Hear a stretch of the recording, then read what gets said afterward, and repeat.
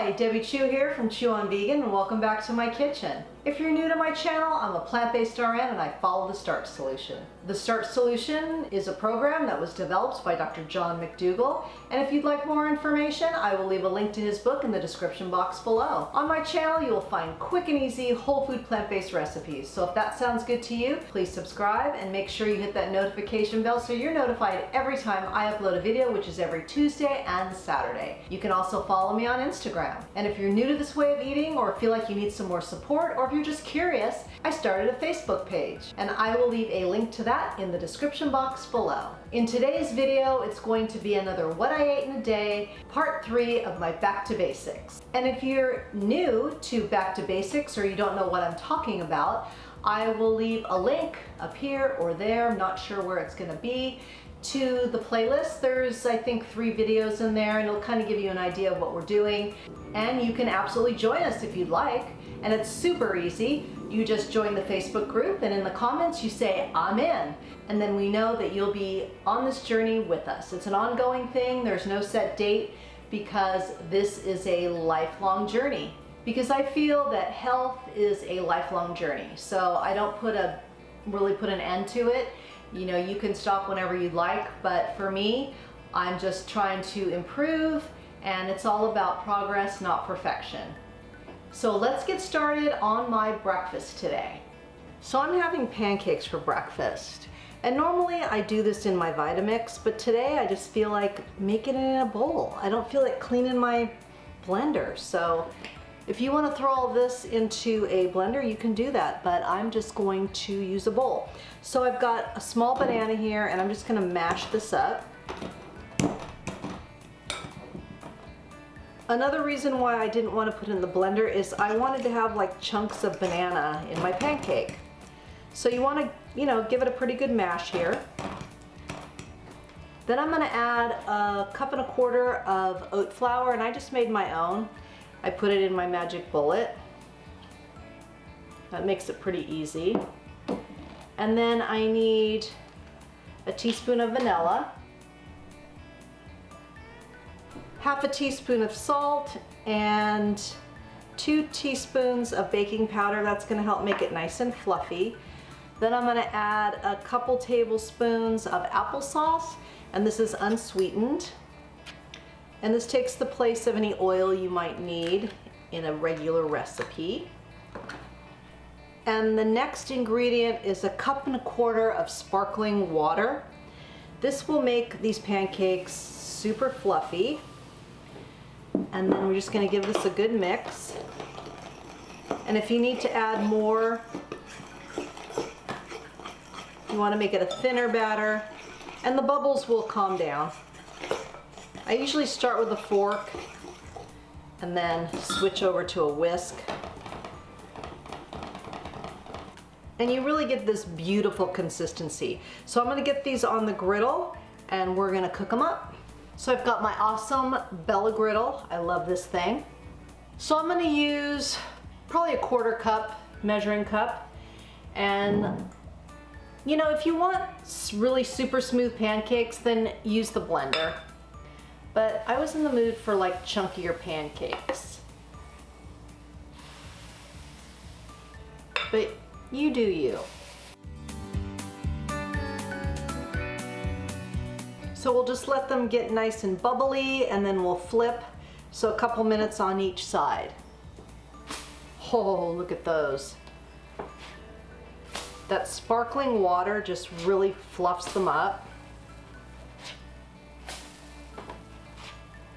These are beautiful. So I'm going to continue cooking the rest of my pancakes. So I'm going to pair these with some fruit. I've got some red grapes, and this is an orange honeydew, and if you can get these in your area, they are so good. Okay, and I just have about 1 tablespoon of maple syrup. I put it in the microwave for like 15 seconds just to kind of take the chill off of it. But, you don't need a lot. And yummo, delicious. You're gonna love these pancakes. They are light, they are fluffy. Oh, so good. So I'm gonna go enjoy my breakfast, and I'll see you guys at lunch. For lunch, I'm gonna make the easiest mac and cheese known to man. I'm gonna put 1 cup of gluten-free elbow macaroni, and we're gonna cook it to package directions, and then I'm gonna show you how flippin' easy this mac and cheese is. Okay, I'm gonna drain the pasta, and then I'm gonna show you how super easy this is. So we drain the pasta. We're not gonna put it back in just yet. We're gonna put in a little bit of my cheese sauce, you know, as much or as little as you would like. I'm gonna go that route. Then the pasta goes back in, and then I just mix it all in till that cheese gets kind of melty in there. And then you can see, oh, I need more, or oops, I put too much in. But usually it's just right, or you need to put some more in. So I think that's perfect. Now I'm gonna add in all my extras. Black olives, red onion, cherry tomatoes, huge handful of power greens, which is chard, kale, and baby spinach. And then we're gonna just stir this all together, and it's just gonna get ooey gooey, yummy. And then I like to add a couple cracks of pepper, couple cracks of salt, and then I like to add a nutritional yeast, just a sprinkle of it. It kind of just brings out the cheesiness. And then 1 final stir, and then I'm gonna plate this up. I steamed up some frozen broccoli. Now I'm gonna put my mac and cheese on the other side here, so I have my 50-50 plate. And look how much it makes. I mean, this is definitely enough for 2 people. So I'm just gonna top my broccoli with some nooch, a little bit all over. And sometimes what I do is I just mix it all together, so then some cheese sauce gets on the broccoli. But I think this looks absolutely amazing. And it tastes amazing too. And so easy. That's what I love about it. In part 2 of my Back to Basics, I made this chickpea flour pizza. Well, it was so flippin' good that I had to figure out a way to make another recipe. I didn't want to make the same thing, but I made a variation. So this is definitely more of a flatbread, and I've got 1.5 cups of chickpea flour in this bowl, and then I'm going to add 1/2 teaspoon of salt. Whisk it around. Then I'm gonna add a cup of warm water, may need a little bit more, I don't know, I'm just gonna have to see the consistency. I'm gonna start with 1/2 of that, just to see. Oh yeah, definitely need the rest.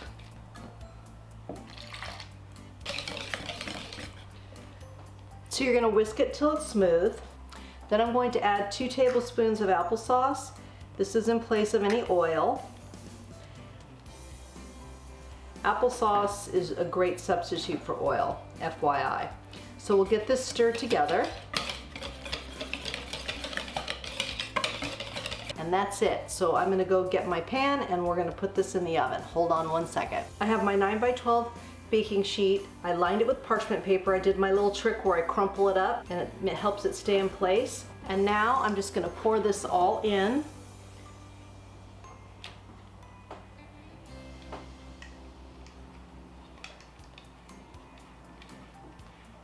Then I just used my offset spatula to spread it all out. So we'll pop this into a 450-degree preheated oven for 15-20 minutes till it's lightly brown and cooked all the way through. And then I'm gonna show you how we're gonna top it. Okay, to make a little topping for our flatbread, I've got a couple handfuls of arugula. I've got about 1/2 cup of artichoke hearts. And I've got probably about 1/2 cup of red onion slices, which I just cut in half. So they're like half slices. And then I'm going to use my 3-2-1 dressing. It's a different color this time because I used a different vinegar. So when I use the peach, it's lighter. This is a strawberry, so it's a little darker. And then let's just pour some on. And then we'll just give it a good toss and get everything coated.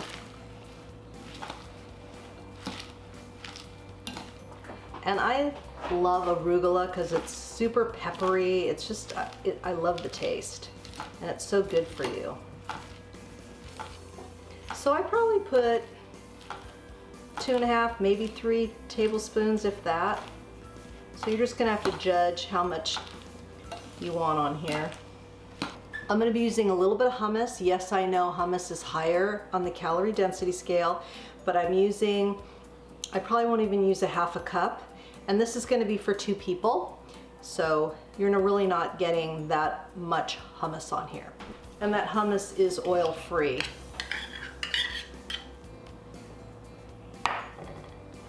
And you just want a thin layer. And you know, probably a 1/4 cup would be just fine.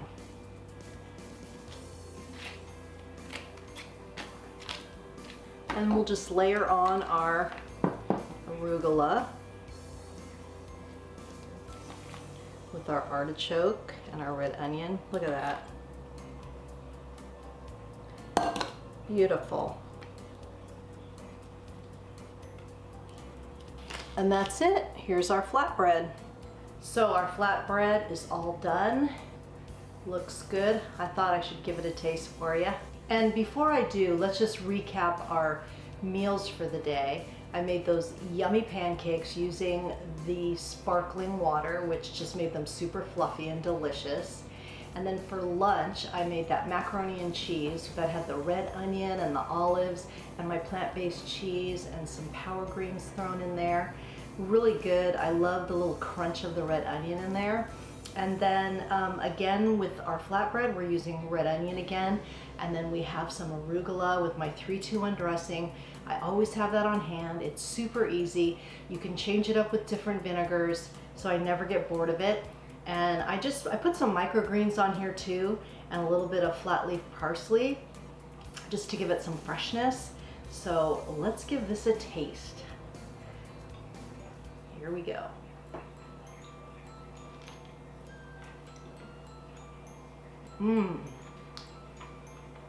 It's so good.